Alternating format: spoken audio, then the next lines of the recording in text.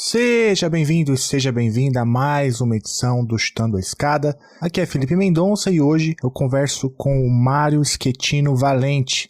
Ele é professor de Relações Internacionais lá no IBMEC de Belo Horizonte e acaba de defender uma tese lá no UFMG, orientada pelo Davison, sobre a política externa e desenvolvimento no Brasil, os efeitos da ação externa do Estado brasileiro sobre comércio exterior. Na conversa a gente explora bastante os achados da pesquisa do Mário, a gente também analisa um pouco os efeitos da política externa brasileira nas exportações, nas importações, e ele fala também um pouquinho sobre metodologia, de como se deve analisar a política externa como uma política pública e quais são aí as principais ferramentas disponíveis para pensar uma política externa baseada em evidências. A gente cita bastante vários textos, eu recomendo que você dê uma olhadinha lá também na descrição do episódio, onde a gente deixa tudo bonitinho para você, sistematizado. E lá na descrição do episódio também tem um link para apoiar o Chutando a Escada. Se você puder apoiar o Chutando a Escada financeiramente, é só entrar lá em chutandoaescada.com.br/apoio. Esse é um projeto totalmente independente de divulgação científica em relações internacionais e a gente depende do apoio dos ouvintes, das ouvintes, para poder manter esse podcast no ar. E se você tiver comentários, críticas, sugestões, indicações ou dúvidas existenciais, escreva pra gente lá em perguntas@chutandoaescada.com.br. E se você não quiser nem mandar um e-mail, nem apoiar, você pode compartilhar ou mandar um recado pra gente aí na tua plataforma de áudio preferida, tá bom? Então, e antes de ir pro papo, o Geraldo Zaran não está nessa gravação porque é aniversário dele. Geraldo Zaran recebeu aí um alvará para poder curtir o aniversário tranquilamente, mas eu queria deixar aqui no ar. Parabéns, Geraldo Zaran! Muitos anos de vida. Guarda esse pedaço de bolo aí pra mim, nesse freezer maneiro que você tem na tua casa, beleza? Então, sem mais delongas, vamos pro papo com o Mário Schettino Valente, que fala com a gente sobre política externa brasileira, desenvolvimento e evidências. A escada é uma construção que serve para fazer um deslocamento vertical. Nem sempre é assim, mas tem um jeito de facilitar tudo isso. Elevador? Não.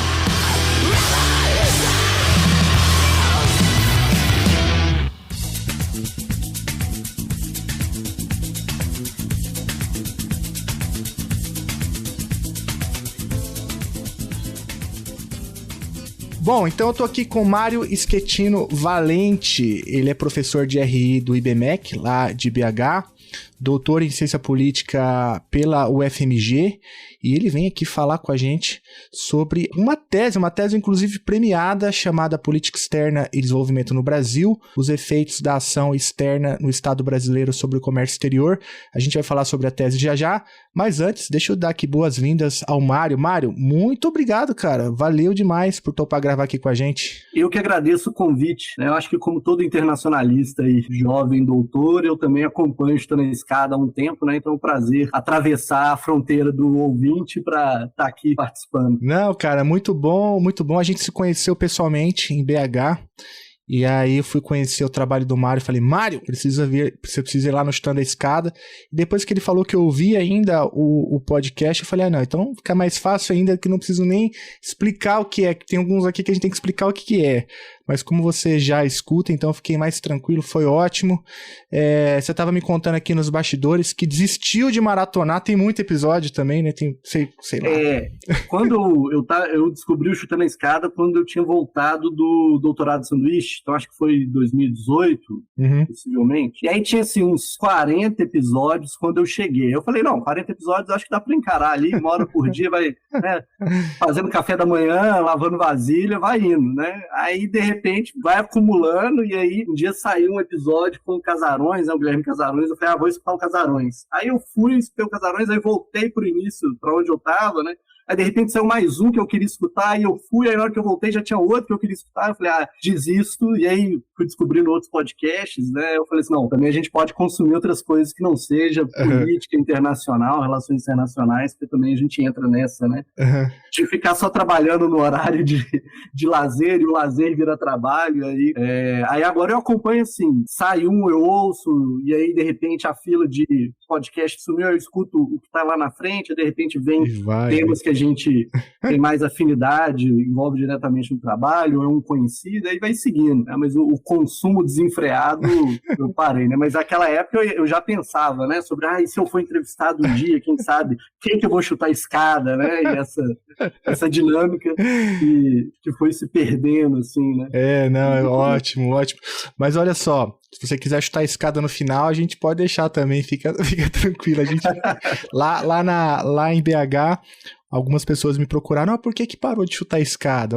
Enfim, eu dei uma resposta meio mequetrefe lá, mas enfim, fica aberto os microfones. Olha só, o Mário tem uma tese que foi premiada pela Unpox. A Unpox tem essa anualmente, né, faz ali uma seleção e divulga enfim, faz um levantamento sobre quais são as melhores obras científicas do ano, as teses, aí tem menção honrosa aqui, tem dissertação, tem vários outros prêmios ligadas, né, à área de humanidades como um todo. E a tua tese foi vencedora do ano de 2021, foi isso? Foi menção honrosa. Nesse ano foram 3 menções honrosas e o prêmio, né, que é o primeiro lugar. Ótimo, excelente. Isso demonstra bastante a capacidade do Mário, a importância, né, da tese, e que foi orientada pelo Davison, não é isso? Isso, pelo Davison lá no programa de ciência política aqui da UFMG. Que inclusive já passou aqui, recomendo muito o episódio com o Davison. Mas vamos lá, sem mais delongas, a tese, ela parte de um debate, até onde eu entendi, que é um debate um pouco incipiente, tem ganhado força recentemente na bibliografia de política externa, mas ainda é um debate um pouco incipiente, pelo menos para mim, que sou um leigo, não acompanho sistematicamente essa discussão, né? E a abordagem é justamente essa, traz ali a ideia de política externa como política pública, né? E aí eu queria aproveitar para começar, então, essa conversa assim, né? O que significa quando a gente fala que a gente deve entender a política externa como política pública e quais são os desdobramentos desse tipo de abordagem? Excelente. Bom, a gente tem um debate sobre a política externa como política pública, fazendo aí uma dicotomia dela, né, dela não ser uma política de Estado. Né? Inclusive, uma parte da tese, eu faço esse debate da política externa como política pública, porque a gente tem um debate que existe no Brasil, a gente pode dizer, sei lá, nos últimos 10, 20 anos, que colocava a política externa como uma política pública, mas uma política pública, vamos dizer assim, né, especial, que teriam algumas características ainda de política de Estado, no sentido de que em algum momento se teria que tomar uma decisão de longo prazo que não necessariamente, né, estaria afeta a dinâmica da política. E aí eu discordo um pouco dessa abordagem, né, aí estou no ombro de alguns gigantes para fazer isso, né, e eu até consolidei essa parte da tese no artigo que foi publicado na Carta Internacional em 2022, que chama Por uma Política Externa Baseada em Evidência, política externa como política pública integral e avaliação como abordagem de pesquisa. Qual que é a ideia aqui por trás disso? Se a gente acha que existe alguma fração da política externa que ela é uma política de Estado, então não tem por que fazer controle sobre ela, avaliação sobre resultado, avaliação sobre o desempenho da burocracia, etc. Porque, em última instância, os interesses finais da política de Estado se justificam. Né? Aí a gente resgata um pouco de um texto, se eu não me engano, do Bourdieu, né, que vai falar sobre da razão de Estado ao interesse nacional. Né? A razão de Estado era o rei, monarca, absolutista, e o interesse nacional. Quem representa esse interesse nacional? Então, quando fala dessa política externa, de certa forma, um pouco especial, que tem um resquício ali de alguma coisa de política de Estado, significa que há um interesse nacional que alguém interpreta. interpreta e coloca ali. Eu discordo dessa ideia, trago essa ideia no trabalho, o Davison também tem posições similares, inclusive ele é autor nesse artigo sobre a política externa como política pública integral, em que a gente primeiro vai oferecer um conceito de política pública como qualquer outra, né? Se a gente pensar por esses termos, a política de educação também tem que ser pensada de longo prazo, a política de saúde também tem que ser pensada de longo prazo, a política de segurança pública também, etc., né? E tem que ser pensado pensando nesses, né? Ela tem que ser pensada, formulada, implementada pensando nesses objetivos da sociedade, né? E como abarcar esses objetivos de longo prazo da sociedade. Mas quando a gente olha para a prática, todas essas políticas, elas estão sujeitas a disputas dos setores, diversos setores da sociedade, seja a sociedade civil organizada, sejam sindicatos, sejam empresários organizados, os interesses organizados como um todo, inclusive a burocracia que implementa, ou as burocracias que disputam essa política pública, que tem seus interesses também, né? Seja por orçamento, seja por estruturação da carreira, seja para aumentar mais poder e aumentar sua relevância, etc. Então a gente parte disso, né, dessa ideia de que a política externa é uma política pública no sentido de que ela está sujeita a constrangimentos externos, pressões externas e pressões internas, das mais diversas formas desses interesses organizados, que vai passar por um processo, né, de entender o que é um problema público. A sociedade vai fazer isso via eleição ou via políticos, né? Geralmente as políticas públicas vão ser pelo legislativo, por um caráter mais próprio da ciência política, da política brasileira, e da política externa brasileira, que é centrada no executivo. A maioria das políticas públicas do Brasil, não só a política externa, vão sair do executivo, né? Além disso, né, dessa tomada de decisão do que é um problema público que o Estado tem que atuar, toda essa decisão vai ser permeada por essas disputas políticas ou por esses constrangimentos orçamentários do momento, da disponibilidade política e da construção, né, de alianças políticas, e até a sua implementação também vai ser disputado. Qual que é a burocracia que vai implementar? Né? Para onde vai o recurso? Isso vai ser feito, né, pensando, sei lá, quando eu dou essa aula na graduação, eu dou o exemplo da área de segurança pública, que é o que o pessoal mais tem contato direto, né? Todo mundo anda na rua e sofre, eventualmente, ou observa alguma coisa, etc. Então pode ser que a implementação pode ser colocar luz na rua, né? Isso vai ser feito como? Contratando uma licitação, né, reformando poste, colocando outros postes, etc. Né, não, por mais policiamento, mas o policiamento vai ser militar, vai ser da Guarda Civil. Então, tudo isso é uma disputa sobre como vai ser implementado. Então, a política pública ela é cortada por disputas de interesses organizados que vão influenciar a tomada de decisão, desde o que é um problema público, qual que é a solução para esse problema público, depois que a gente decide qual a solução, como e quem vai implementar esse problema público. E tem 3 níveis dessa decisão tomada. Ela é tomada no nível mais geral, no nível ou seja, qual que é o objetivo que a gente tem nessa área. Ela é tomada no nível de diretriz, então para atingir esse objetivo, quais são as táticas que nós vamos usar. E ela o último nível, é o nível que a gente vai chamar de rua, né? Que para política externa são as embaixadas, a burocracia diplomática, mas também a burocracia de outros ministérios que também implementam política externa em áreas mais especializadas. Qual que é a diferença da política externa para uma política de educação, para uma política de saúde? Né? Majoritariamente, a política externa se engaja para além das fronteiras nacionais. Então, os atores que estão ali envolvidos no momento de implementação ou as disputas de interesses, elas vão transcender a sociedade nacional e vão incorporar também interesses externos. Os constrangimentos vão ser mais pesados. Né? Mas isso é uma característica da área, não dela ser uma política pública, mas da área. E se a gente for olhar também, né, a política de educação, a política de saúde vão ter suas especificidades que vão diferenciar ela das outras em razão da sua área. Então essa é a noção. A partir daí, desse eixo, né, política externa é uma política pública, como qualquer outra, que tem objetivo, diretriz e implementação, ela vai ser disputada por interesses e, portanto, a gente pode avaliá-la. Né? A gente pode ter decisões melhores ou piores. E a partir dessa ideia, né, de avaliação, foi construída a proposta da tese, de avaliar a política externa voltada para o comércio.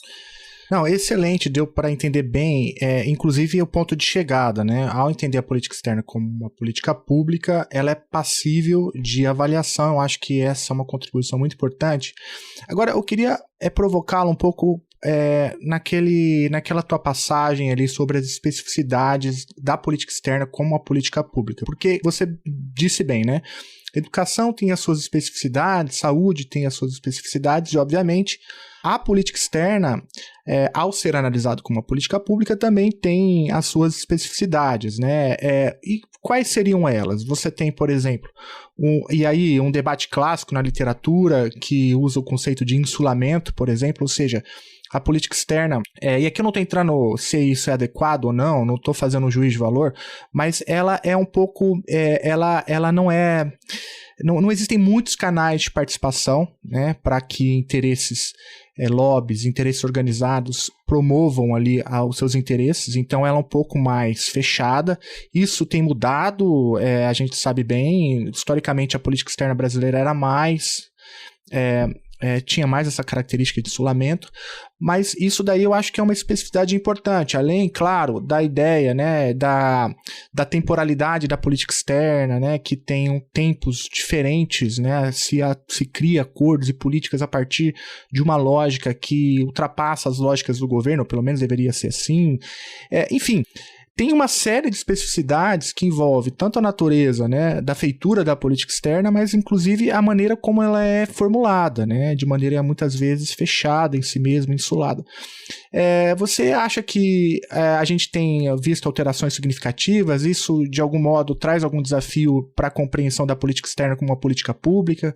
O que você tem a dizer sobre isso? São pontos muito importantes que eu vou tratar deles, mas às vezes a gente vai confundir alguma especificidade do tempo daquele momento, daquele lugar, com a política pública, né? Então, quando a gente fala de insulamento burocrático, por exemplo, né, não é que não existam canais de participação ou de pressão, só significa que não existem canais formais, porque canais informais possivelmente existem, né? Aqueles indivíduos ou aqueles interesses organizados que têm relações. E aí, quando eu falo interesses organizados, por exemplo, né, Confederação Nacional das Indústrias, Confederação Nacional da Agricultura, né, Sindicato dos Construtores de Construção Pesada, Sindicato dos Trabalhadores, etc. Né? Aqueles que têm, aquelas organizações ou interesses organizados que têm um relacionamento mais pessoal com o poder, seja com a burocracia, seja com o tomador de decisão, vai fazer o seu input da política pública, né, da política externa, nesse caso que a gente está tratando. A gente só não vai ter um mecanismo formal desse input, né? A gente geralmente vê os mecanismos formais disso numa audiência pública do Poder Legislativo, nos canais que eventualmente, né, quando a gente tem, por exemplo, negociação comercial, tem lá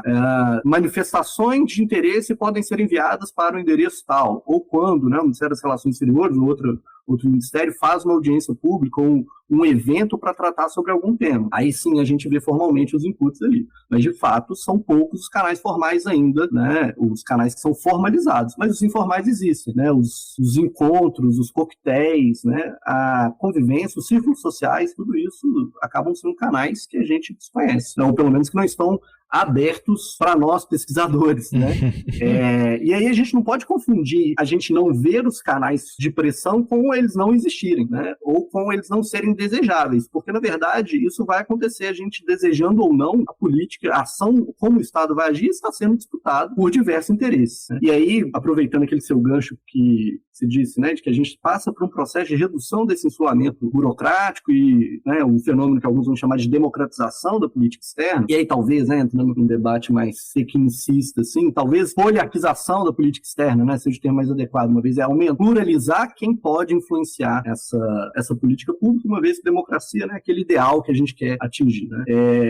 Tem um texto da Maria Regina Soares de Lima, que é de 2000, se eu não me engano, chama Instituições Democráticas e Política Exterior, Instituições e Política Exterior, se eu não me engano, em que ela vai dizer isso, né? Lá em 2000, ela coloca, né? À medida que a gente tem uma liberalização política e econômica do Brasil, os atores econômicos, os atores da sociedade, né, vão observar que a política externa também é uma política distributiva, ou seja, ela tem ganhos que podem se concentrar em alguns setores e vão passar a disputá-los. E aí, já entrando um pouco mais no tema da tese, né, quando a gente olha para a política comercial, por assim dizer, né, a gente vê mais ou menos essa dinâmica acontecendo, principalmente nos anos 2000 para cá, né, à medida que o Brasil se torna uma potência agrícola de forma muito intensa, né, nesse processo de maturação da Revolução Verde com, né, o projeto Cerrado e a produção de cereais, principalmente de soja no Cerrado, mas de várias outras, né, produções são feitas a partir de inteligência da Embrapa. A partir do momento que a gente tem essa maturação no final dos anos 90 e início dos anos 2000, a gente tem, então, começa a ter uma pressão do lado do agronegócio para buscar novos acordos para aumentar a entrada de produtos agrícolas brasileiros, e parcela do setor industrial buscando manter proteção em alguns setores que são importantes, ou pelo menos atenuar a forma dessa abertura acontecer. Ou, né, que se essa abertura aconteça, que outros incentivos ocorram dentro, ou política industrial ocorra dentro do Estado brasileiro, para que isso possa compensar. Então, o que a gente vê aqui? Uma posição entre o interesse do agronegócio e o interesse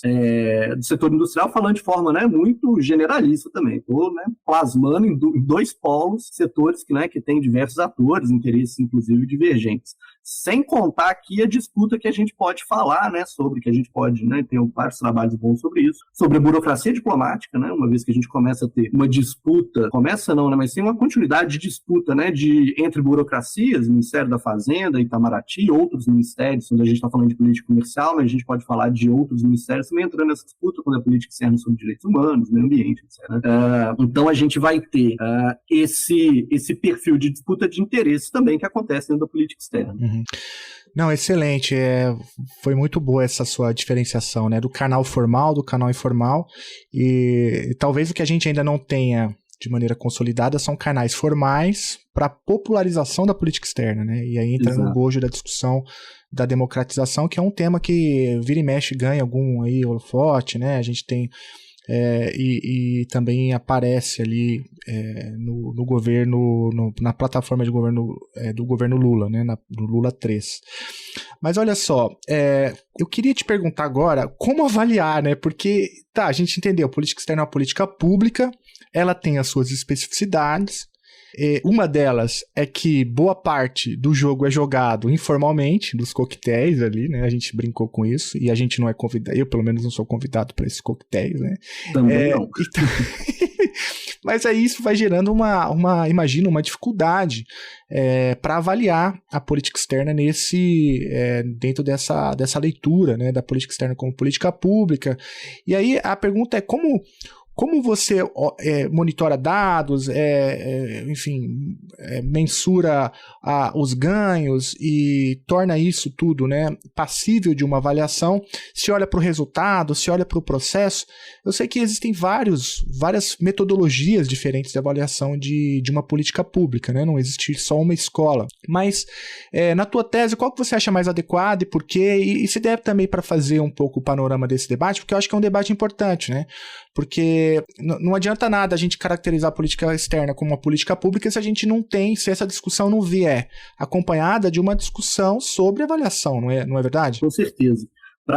Só para ilustrar essa anedota do coquetel, antes de eu falar sobre avaliação, eu falar do outro trabalho meu, que é a minha dissertação. Lá eu investiguei os interesses organizados que participaram da construção do artigo 4º na Constituição Brasileira. O artigo 4º é aquele, né, que fala: as relações internacionais do Brasil reger-se-ão por... Isso é uma inovação. Nenhuma outra Constituição tinha princípios claros assim, né? Então, lendo sobre o tema, eu acho que foi no trabalho do Davison, que era a tese dele, que foi transformada em livro, sobre política externa brasileira, democracia. Aí ele fala do artigo 4º, e aí eu li bastante e não achei ninguém que respondia, né? Por que isso, diabos, está lá, né? E aí eu investiguei os interesses organizados. E é interessante que o Itamaraty atua como interesse organizado. E a gente fica falando sobre canais formais e informais. A Constituinte foi um dos processos mais formalizados que a gente teve. Mas tiveram vários processos informais da Constituinte que a gente não sabe. Por exemplo, o indivíduo ir lá, bater na porta do gabinete do deputado e falar com ele: então, não vota isso aqui não, vota daquele jeito. E aí, numa das notas taquigráficas da Constituinte, um parlamentar vai falar assim sobre uma das disposições, né? Olha, eu conversei com o fulano lá no Ministério das Relações Exteriores e ele me disse que não é para aprovar assim não,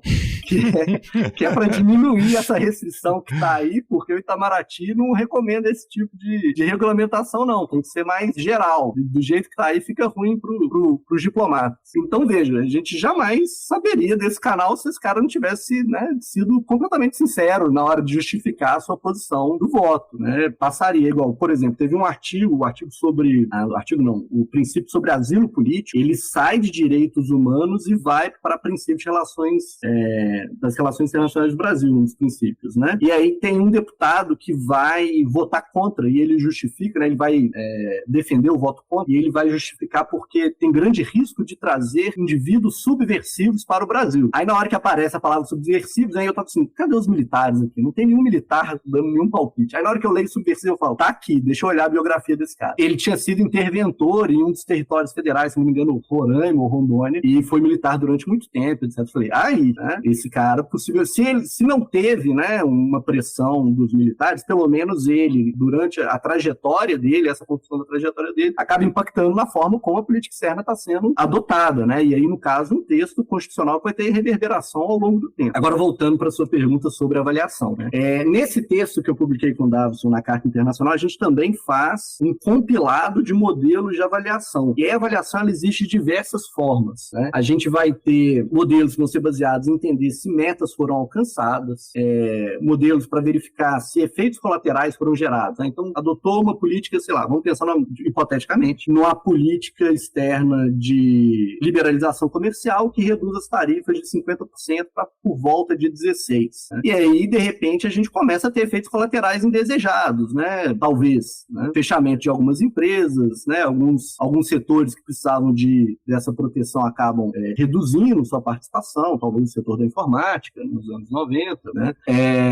São efeitos colaterais. Outra forma, né, é entender se aquela política externa ela é relevante para resolver o problema que ela se propõe. Então, a gente está aí preocupado com o impacto dela sobre a realidade. Outro modelo, outra categoria é a categoria que é baseada na percepção dos indivíduos ou dos agentes. Então, vai perguntar para o público-alvo. É aquilo que, quando a gente é atendido em alguma repartição, pergunta lá, você avalia o seu atendimento como? Né? Isso é um processo de avaliação. Então, se a gente for pensar em política externa, eventualmente a política consular poderia passar por esse tipo de controle, né? Já que a política consular atende na ponta ali o relacionamento com os cidadãos brasileiros no exterior, ou indivíduos no exterior que querem vir para o Brasil. A gente tem também, né, então, nesse modelo, né, na primeira categoria era sobre a realidade, nessa é sobre percepção de indivíduos e agentes. A gente pode ter consulta às partes interessadas, né, para elas avaliarem o que eles acharam de determinada medida. Né? Essa avaliação, inclusive, ela pode ser prévia a uma política externa ser implementada, o que é essa proposta, vocês avaliam essa proposta, e posterior. Então, quando a gente fala que tem negociações sobre um acordo e o Itamaraty abre consulta de interesse, eventualmente essa consulta pode ter um teor avaliativo das partes interessadas avaliarem positivo ou negativamente aquela iniciativa. E, por fim, a avaliação por colegiado, que a gente conhece muito na área acadêmica, que é a avaliação por pares, né? Os pares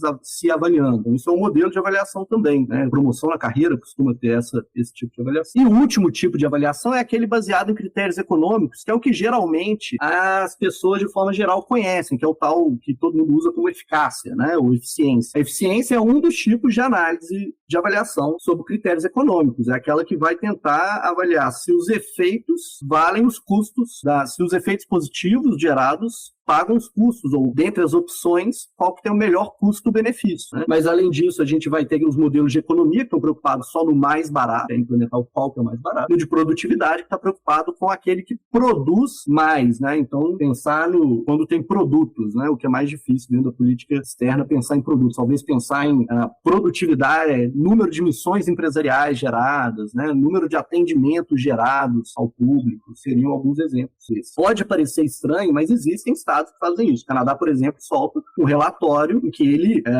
quantifica questões de política externa, desde passaportes emitidos, missões empresariais realizadas, os salários que foram gastos, qual que é a avaliação, né, que se dá dos custos sobre o que foi produzido. Então, a gente vai ter aí a área de monitoramento, que é o levantamento desses dados e o acompanhamento disso, e a avaliação propriamente vai fazer a partir desses critérios. Uhum.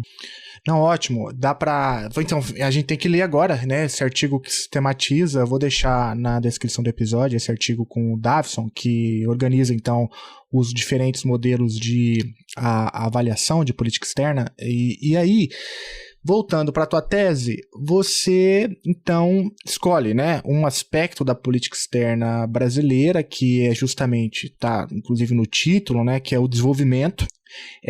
E tenta fazer, se eu entendi bem, né, a seguinte contribuição: tentar ver por meio de um modelo que você chama de modelo gravitacional, vou pedir para você explicar um pouco isso também, tenta demonstrar ou mensurar, né, se a política externa brasileira contribui ou não para o desenvolvimento nacional a partir de algumas variáveis que você escolhe, né, entre elas a balança comercial, né, e também outras que eu vou te perguntar quais. Mas para a gente entender, então, esse próximo passo da tese, você escolheu, então, desenvolvimento. É um tema perene, né? Também na política externa brasileira, ainda mais com um país desigual como o nosso, cheio de carências, né? É um tema perene, é um tema perpétuo da política externa brasileira, então é um tema clássico da política externa brasileira, de modo que muitas vezes não dá para saber não dá para distanciar uma da outra, né? E a tese faz, por exemplo, um longo histórico, né, da história da política externa brasileira, mostrando como o desenvolvimento sempre foi se não o principal tema da atuação internacional do Brasil. E para analisar o desenvolvimento nacional, você diz que vai usar um modelo gravitacional e para isso olha para as importações, para o impacto nas importações e nas viagens, né? Enfim, eu tô aproveitando a tua presença aqui para te perguntar, para ver se eu estou entendendo direito. É por aí? Qual a importância, então, desse recorte no desenvolvimento e, afinal, o que o modelo gravitacional traz de ganho aí para poder olhar, enfim, os impactos aí sim, né? Para analisar os impactos dessa política externa. Beleza, vamos lá. Vou tentando fazer várias digressões do jeito que você já percebeu que eu faço, né? Não, tá ótimo. Segue de desenvolvimento. Política externa de desenvolvimento, como a gente sabe, né, é talvez o ponto mais central da análise de política externa brasileira, né, o Amado Servo, que é o grande fundador se a gente pode dizer assim, né, dessa área de análise de política externa, de história da política externa brasileira, traz, né, dentro da escola, monta uma escola que é baseada nessa relação de política externa e desenvolvimento dentro da UNB. Então, o desenvolvimento é um debate perene junto com a política externa. Aqui na minha tese, essa associação entre desenvolvimento e comércio exterior, ela é um pressuposto, né? Eu não me debruço sobre esse debate, se política comercial gera desenvolvimento ou não. Eu até tentei. Eu fiz uma revisão da literatura de política externa brasileira, e aí tem uma definição que é do próprio Servo, que ele vai dizer que o desenvolvimento é crescimento econômico, porque existem várias outras interveniências, mas se tem uma que não é disputada, é que desenvolvimento tem a ver com crescimento econômico. E aí eu falei, não, então vou para a literatura internacional. Comecei a estudar sobre desenvolvimento e eu descobri que existe, né, eu consultei com alguns colegas que estudam desenvolvimento, inclusive pessoal de Grandes Dourados, deixar aí o agradecimento formal ao Matheus, que me colocou em contato com outros colegas, e aí eu descobri que existe só desses handbooks, né, que fazem debates sobre determinado tema, existem 8 volumes sobre desenvolvimento, pelo menos na época, em 2018.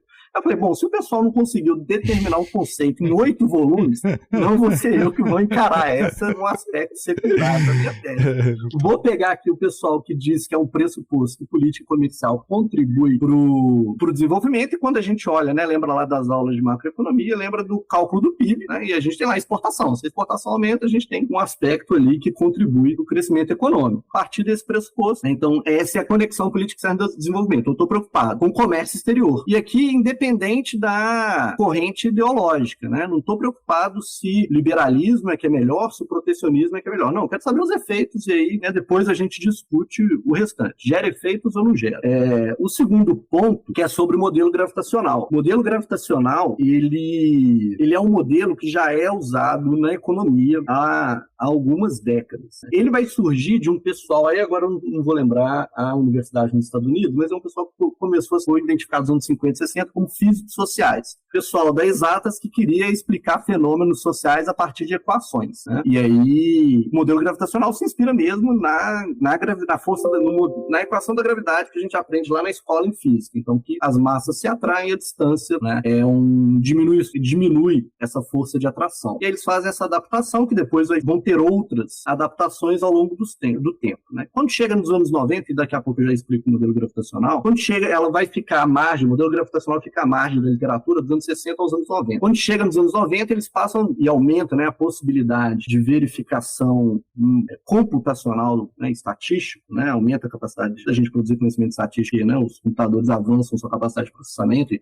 começam a se popularizar, a verificação é que o modelo gravitacional, ele tem uma aproximação na sua estimação, ele fica mais próximo da realidade do que os outros modelos. Então, empiricamente, ele é um modelo muito mais baseado na verificação empírica, que ele se aproxima da realidade a partir das variáveis que ele tem, do que partir de uma variável teórica de conteúdo econômico. Isso foi sendo construído ao longo desses 30 anos, da década de 60 até a década de 90. Inclusive, o último avanço no modelo gravitacional foi nos anos 2000, né, e já explico. O que o modelo gravitacional é baseado? Né? Então, ignora aquela parte que eu falei da força gravitacional, e é basicamente assim, olha, a gente tem capacidade de consumo e capacidade de produção. Toda sociedade, todo estado tem isso, né? A gente produz um tanto e a gente tem uma capacidade de consumir um tanto. Então, coloca isso, né?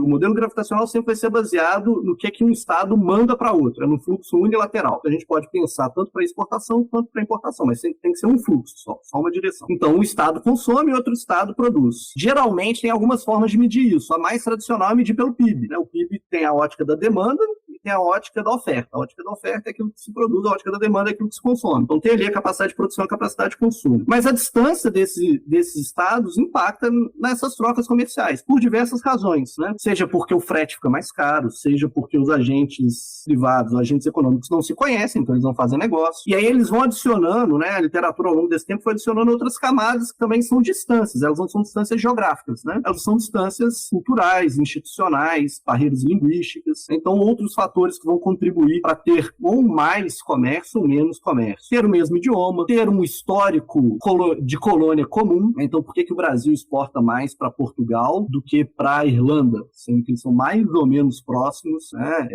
E tem economias ou populações mais ou menos semelhantes, né? Porque a gente tem um histórico colonial grande, né? Por que o Brasil exporta, tem relações comerciais mais densas com Angola e Moçambique do que os países do entorno? Esse histórico colonial e essa proximidade linguística também gera uma proximidade institucional. E além da distância geográfica, aí tem vários outros que vão adicionar, né? Por exemplo, se tem ou não fronteira terrestre, se é ou não uma ilha, porque isso impacta, né, nessa forma de contato entre os estados.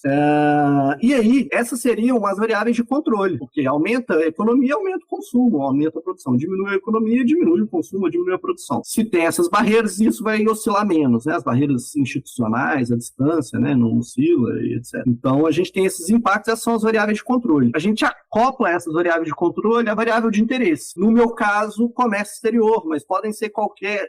O modelo gravitacional serve para qualquer fluxo, né? Então, a gente poderia explicar fluxo de pessoas pelo modelo gravitacional e, eventualmente, avaliar uma política de migração. Quais são os efeitos de uma política de migração? A gente poderia adicionar nesse fluxo de pessoas, por exemplo, a variável de conflito. Se um conflito gera, o que ele altera, né? Ali, a gente poderia adicionar a eleição de determinado partido num país, se ele afeta esse fluxo de pessoas, né? No caso aqui, eu optei comércio exterior, né? E aí o que eu acoplei era aquilo que era possível mensurar da política exterior do Brasil. Acordos de comércio que lidam com tarifas, né? Que não lidam com procedimentos, que lidam com tarifas. Abertura de embaixadas e viagens presidenciais. Seria maravilhoso se eu tivesse conseguido colocar, por exemplo, as missões empresariais que são feitas, né? Mas, por exemplo, não existe essas informações sobre viagens presidenciais na Biblioteca da Presidência. Existe a partir do governo Lula, se eu não me engano. Então, para trás, seria necessário fazer esse trabalho de arquivo para levantar essas missões empresariais. Eu até tentei fazer esse esforço, por exemplo, no livro Cronologia da Política Externa do Brasil, que traz ali um relato ano a ano, né? Mas ela não é exaustiva, então também poderia ter um erro de mensuração e tal. Então eu fico com esses, né? O que é política externa para mim aqui voltado para o comércio? Acordos de livre comércio, acordos de liberalização comercial, na verdade, viagens presidenciais, abertura de embaixadas. E aí eu acoplo isso, então, controlei aumento, diminuição do PIB dos países e as variáveis culturais, institucionais, etc. E aí a gente usa uma técnica estatística específica que vai lidar com dados em painel, ou seja, vários países ao longo de vários tempos, porque aí ele consegue, né, captar, fazer, né, o contrafactual fictício, né, que é comparar um país com o outro e falar, olha, nessas condições aqui, essas oscilações, o efeito gerado é esse, captado da política externa é esse. E aí eu consigo captar para cada um desses itens. Além disso, né, como a gente sabe, uma política externa ela gera efeito ao longo do tempo. Então a literatura também pede para mensurar no ano da assinatura, né, e depois, alguns anos depois, separar as variáveis, né? Tem alguns autores, por exemplo, que investigam até se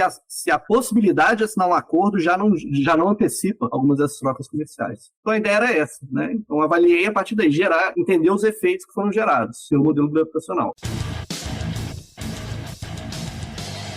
O Chutando a Escada conta com apoio financeiro dos seus ouvintes. Para saber mais, acesse chutandoaescada.com.br/apoio.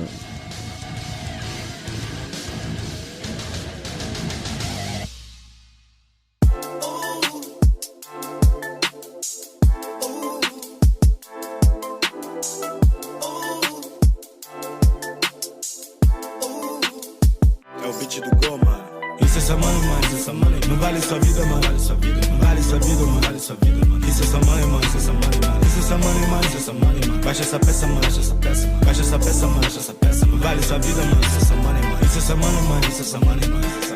Isso é essa money, mano. Vale sua vida, mano, vale sua vida, mano. Isso é essa money, mano. Isso é essa money, mano. Isso é essa money, mano. Isso é essa money, mano. Vale sua vida, mano, sua vida, mano. Baixa essa peça, mano, isso é essa money, mano. Baixa essa peça, mano. Isso é essa money, mano. Isso é essa money, mano. Outra dívida, money, mano. E aí agora vamos falar um pouco sobre os resultados, né? Porque então você fez esse movimento todo, um movimento estatístico importante, né? Enfim, tá tudo bem descrito aqui, o peso das variáveis e como você rodou os dados, né? As bases de dados, onde conseguiu e tudo mais. Então, se entende bem, você consegue então mensurar um impacto positivo, né? Nas exportações, pela via das exportações, mas o impacto das importações não é o mesmo, né? E aí você chega ali, até flerta com a ideia de que isso gera uma espécie, né, de um efeito na política comercial brasileira, meio que de proteção, né, da indústria nacional, tem um efeito desse tipo. Enfim, eu estou aqui falando sobre o texto com o autor, né? Então posso estar falando uma tremenda barbaridade, mas a ideia é um pouco essa, se eu entendi direito, né, ou se é por aí mesmo, se eu entendi bem, se esse modelo gravitacional nos permite dizer que o efeito da política externa brasileira, a partir, né, dessa leitura desses dados e variáveis que você mencionou, é positivo nas exportações, negativo nas importações, logo, a política externa seria, como você disse, uma forma de proteção do mercado nacional. É por aí? E se sim, o que isso significa? Eu fiz essa estimação, né, sobre os efeitos, ela é feita para o total e para alguns pros setores da economia, por uma classificação aqui que divide em 10 setores. O interesse, além de saber dos efeitos, era saber se esses efeitos eram concentrados em alguns setores, né, para identificar assim, olha, setor tal tem ganhado mais com a política externa, porque essa era uma possibilidade que a professora Maria Regina trouxe lá no texto dos anos 2000, né, que à medida que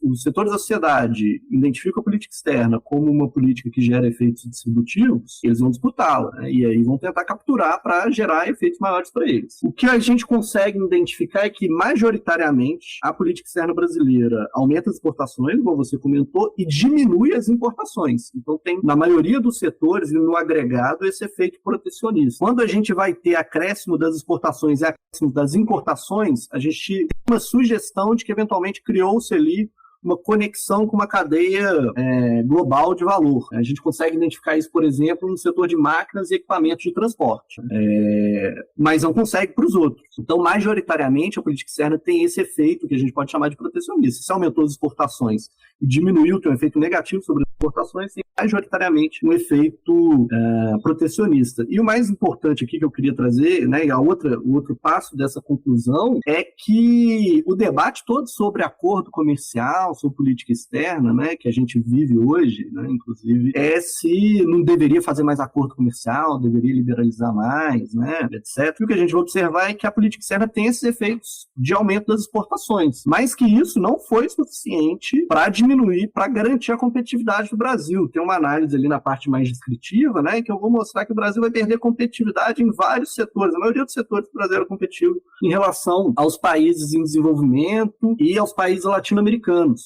Então, uma outra conclusão importante do trabalho é que a política externa não é, né, a solução para todos os males. Ela gera o que é esperado dela, né, que é um aumento das exportações, ou pelo menos, né, o que se debate. E, então, portanto, do nosso lado aqui da política externa, está resolvido. Existem outros debates que precisam ser feitos pensando também aí, né, a economia brasileira. E é para aí que eu tenho caminhado minha agenda também, né, para essa reflexão. Não, muito interessante, né? Aumenta as exportações, mas de produtos de baixo valor agregado, né?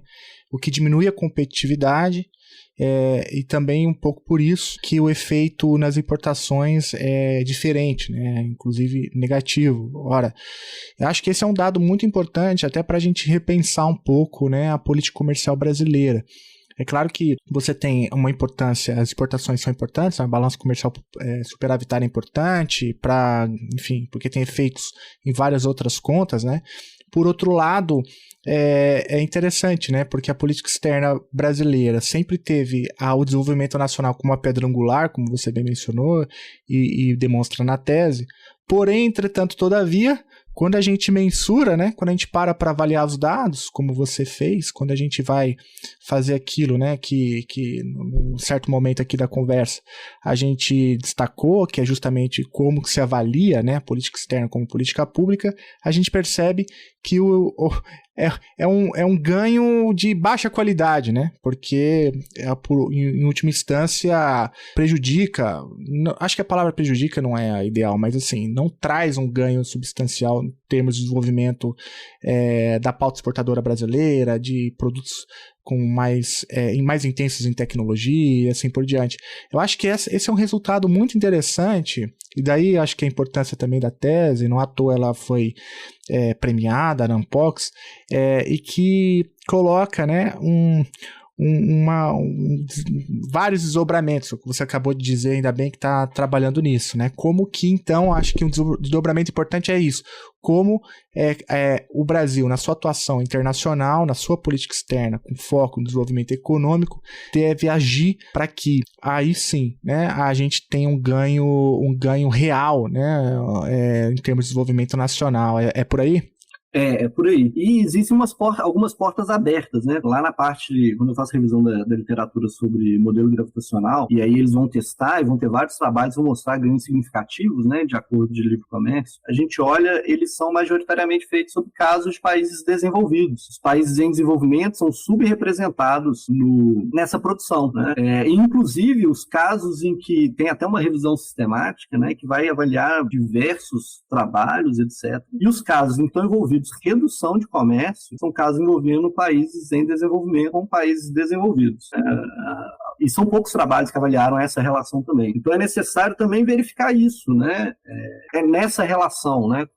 Criar também outros modelos, avançar nessa pesquisa sobre isso, né? Primeiro pensar, né, qual o tipo de acordo, porque a gente começa a ter variações institucionais, né, à medida que a gente avança para novos temas do comércio, quais são os efeitos de acordos feitos com países tão díspares em termos de competitividade. E mais um ponto também que eu acho que está muito mais associado ao debate bastante nacional, né? Quase a política externa, o debate política externa que sai para além do debate mais especializado, né? Que é a abertura ou fechamento de embaixada, né? Talvez esse seja o tema que mais cai para a política congressual mesmo, né? Política de chão mesmo, né? E aí a minha tese aponta que a abertura de embaixadas aumenta a exportação, né? Talvez caibam modelos melhores para fazer essa avaliação, né? Mas já deixa uma sugestão de que, eventualmente, a gente precisa reavaliar isso, né? Que, além dos ganhos políticos de ter uma embaixada aberta, né, em termos de representação, de convencimento daquele Estado, de aproximação entre Estados, tem ganhos econômicos, né? E, eventualmente dá para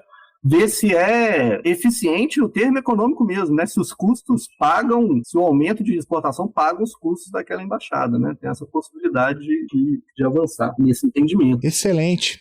Você ia falar alguma outra coisa? Não, eu posso falar da agenda, né? Claro, por favor. Então, eu tenho avançado agora, né, com financiamento para jovens doutores da ABCP, foi distribuído no final do ano passado, avançado essa agenda para comparar a política externa de outros países da América do Sul. Aqui muito baseado nesse debate público que a gente vê sobre, devemos fazer igual o Chile, diversificar os acordos bilaterais, né? Inclusive esse é um debate que agora entra para dentro do Mercosul, porque o Uruguai, né, propõe isso, né, flexibilizar o Mercosul, já que o Mercosul ele tem a tomada de decisão para assinatura de acordo, ela é consensual entre os membros plenos, né? Então eles não podem, os estados do Mercosul não podem assinar individualmente, de forma bilateral, acordos de liberalização comercial. Então é um debate que entra para dentro, né, da agenda do dia. Então eu tenho um trabalho preliminar junto com o Davison, também a Fernanda Simini, que a gente compara Brasil e Chile, mas minha intenção até o final do ano, né, com esse financiamento, é expandir essa comparação para os outros países da América do Sul, porque a gente consegue perceber de forma ainda, né, não estou com os dados todos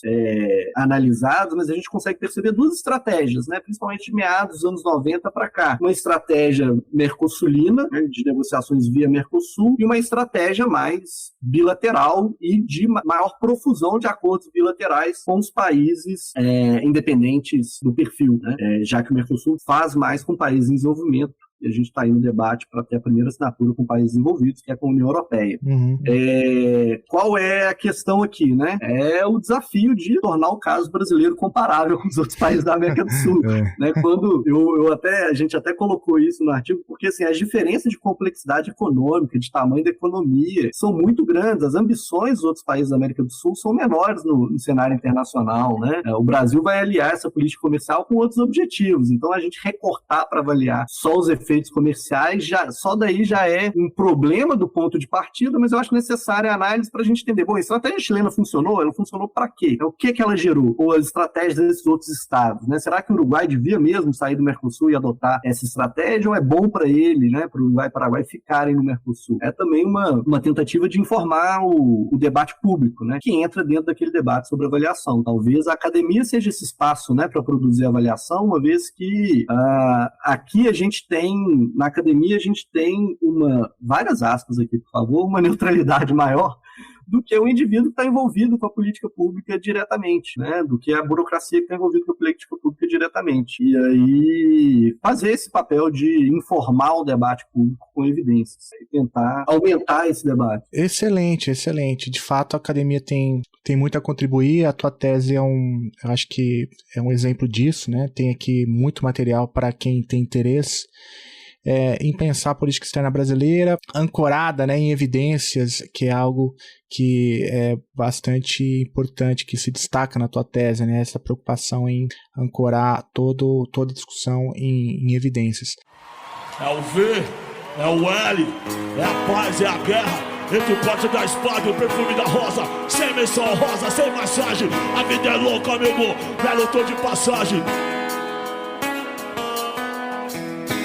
Vou dizer, fé em Deus que ele é justo, irmão, nunca se esqueça, na guarda guerreiro, levanta a cabeça, tu tá onde estiver, seja lá como for, tenha fé, porque até no lixão nasce flor, vale por nós, pastor, lembra da gente, no culto dessa noite, irmão, segue quente, admira os crentes, dá licença aqui, boa função, bota a bela, desculpa aí, eu me sinto às vezes meio...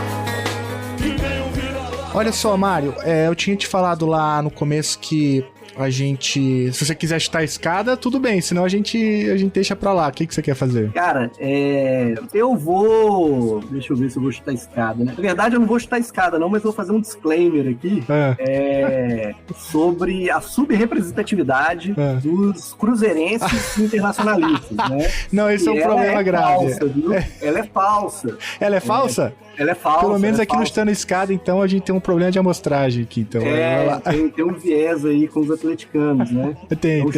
Chutaria a escada aí desse viés dos internacionalistas atleticanos. Faz essa impressão errada. Por exemplo, o Davidson, a primeira geração de orientandos dele foi toda cruzeirense. Aí, olha só. Tá certo que a gente sofreu, porque foi o pessoal que entrou em 2013, então foi o melhor ano da história do Atlético, ganhando a Libertadores. Mas tem uma turma, eu diria que é igual, né? Essa proporção. É igual. Mas, né? Ó, aqui já passou. Talvez a diferença seja geracional, né? O pessoal ali do início dos anos 80 é mais atleticano, por causa do sucesso do Atlético no início dos anos 80, e depois a turma fica mais cruzeirense com o sucesso. Inclusive, tem um desses internacionalistas cruzeirenses, o Lucas Mesquita, lá da Unila, salvo engano, Lucas, depois você me corrige se eu estiver errado. Ele era atleticano na infância e virou cruzeirense. Olha só. Então, causando intriga aqui. Pra garantir essa igualdade aí de representação entre cruzeirenses e atleticanos, que reflete a realidade, né? Na verdade, tem mais cruzeirenses do que atleticanos. Então... Bom, adorei. Aliás, o Lucas tem que vir aqui para aumentar a bancada de cruzeirenses. O Lucas Leite já passou aqui, Alexandre também, o Ale. Vamos aumentar isso aí, vamos trabalhar nisso daí, viu? Aumentar... a bancada de cruzeirense aqui, adorei. Olha só, Mário, parabéns pelo seu trabalho, cara, que alegria poder falar com você, e sempre que você quiser divulgar aqui coisas, fique à vontade para escrever pra gente, e o ouvinte que ficou aqui até o final, como a gente sempre faz, eu vou deixar aí na descrição do episódio a referência da tese do Mário e também o texto que foi muito citado aqui, dois, né, textos que foram muito citados aqui. Um é esse texto publicado na Carta Internacional, né, do Mário com o Davison, falando um pouco sobre política externa baseada em evidências, e também o clássico texto da Maria Regina, Instituições Democráticas e Política Exterior, publicado lá em 2001 na Contexto Internacional.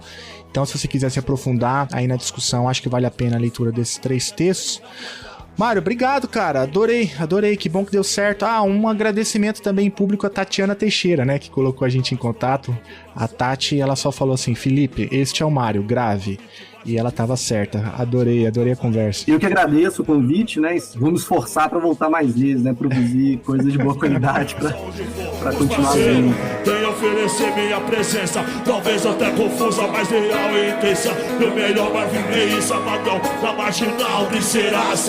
É nóis, vamos até o final, liga nós, onde preciso for. No paraíso ou no dia do juízo, pastor. E liga eu, os irmãos, que é o ponto que eu peço. Favela, fundão, imortal dos meus versos, vida louca.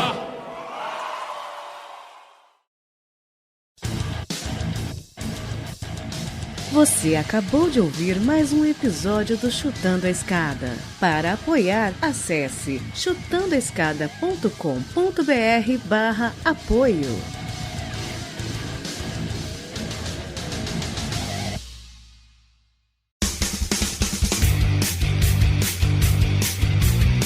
Cortes, edição de podcast.